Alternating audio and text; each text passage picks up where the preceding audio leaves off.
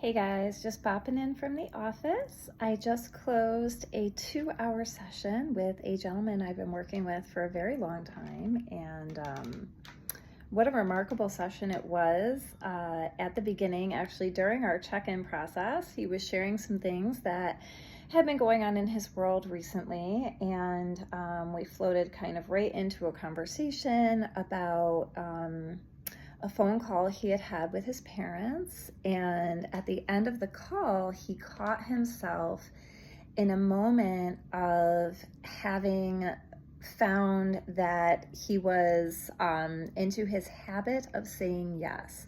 So this is relative to what people might call people pleasing, or clinically we might call self-subjugation, but this idea of kind of yielding to others in a moment when we might be better served by standing in our own power and choosing differently in a way that more supports our own individual needs versus the needs of the other.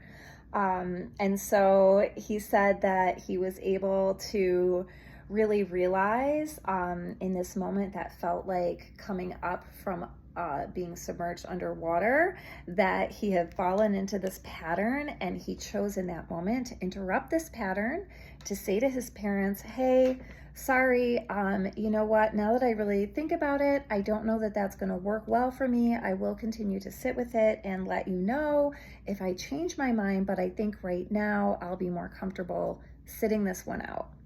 So what a beautiful turn of events that was. And as we talked during our session, you know, we really looked at what it is that triggers this response in him, this response where he may acquiesce or become, you know, a bit obsequious to the will of others. And then he said, you know, I'm noticing my system enough that in that moment I could notice the pushback that said, hold on a second.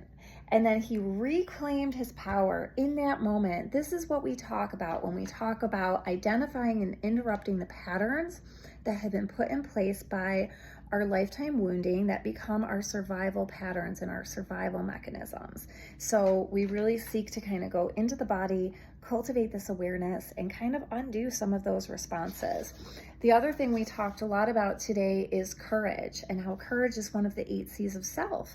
And I was kind of creating a bit of a thesis that courage really is probably the driver out of the 8 C's. So the 8 C's are compassion, creativity, confidence, calm, clarity, curiosity, a sense of connectedness, and courage. And it's very cool because as we were talking about courage, we talked about how that's the power to act, to do, to solve.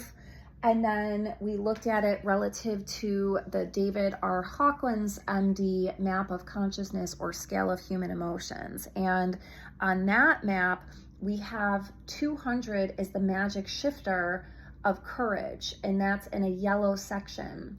And this gentleman that was with me, he was saying, you know, when I'm in tune with my system, I'm able to stay above courage and in my place of power, which gets us into neutrality, willingness, acceptance, reason, love, joy, peace, and even enlightenment. And then on the other end, he was saying sometimes they get caught in the red, which is shame, guilt, apathy, moving up to orange, grief, fear, desire. And then finally that yellow shifting zone with courage, anger, pride, courage coming in at 200. It really is the magic shifter. So cultivating courage and reclaiming our power by recognizing and interrupting patterns as they're occurring and choosing differently. This is the nature of the work I so lovingly do. And what a beautiful session that we had. We also were able to use the field of vision, doing an exercise called soft vision today. And then also got into the sense of sound. We did a little bit of deep listening practice and a filtering exercise using the ambient sounds in the room. So a lot of really wonderful work happening here at the office, and I'm so excited to see what the rest of the day brings. Thank you so much for joining me if you stayed on for this live, and I'll talk with you soon.